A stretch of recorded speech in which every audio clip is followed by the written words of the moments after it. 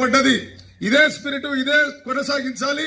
ఈ స్పిరిట్ కొనసాగించకపోతే ఈ చట్టాలు కనుక అమలైతే మీరు లేము మేము లేము ఎవరము లేమనేటువంటిది తెలియజేస్తూ భవిష్యత్తులో ఈ చట్టాలకు వ్యతిరేకంగా జాయింట్ యాక్షన్ కమిటీ కావచ్చు ఏ సంఘం పిలిపించినా ఇవాళ పొగల దునికి మనం సమ్మెలో వెళ్లాలనేటువంటిది తెలియజేస్తూ మీరు మొన్న పాల్గొన్నందుకు మరొకసారి ధన్యవాదాలు. సరికపోతే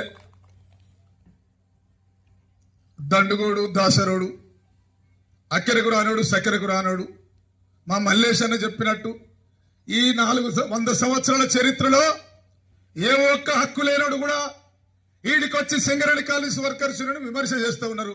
నిజంగా మీకు నైతికత ఉందా? మావాడు అడిగిండు కదా ఒక్కటంటే ఒక్కటి నేను ఇది తెచ్చినా చెప్పండి, కానీ ఇవాళ ఏఐటీసీ ఏం చేస్తలేదనేటువంటి విమర్శ చేసే వాళ్లకు కొన్ని విషయాలు నేను అగ్రిమెంట్ అయితే చెప్తా. ఇవాళ సింగరేణి కాలేజ్ వర్కర్స్ యూనియన్ మా పెద్ద మనిషి చెప్పినట్టు దశాబ్దాల చరిత్ర కలిగినటువంటి యూనియన్, హక్కులు సౌకర్యాలు తెచ్చిన యూనియన్. ఆ యూనియన్ తెచ్చిన హక్కులే మీరు ఈరోజు అనుభవిస్తున్నారు.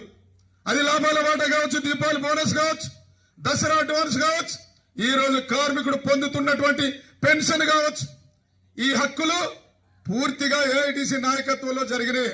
నాకు టైం ఉండదు కానీ దాన్ని వివరించే పరిస్థితి నాకు ఉండదు, ఎందుకంటే నేను కొన్ని విషయాలు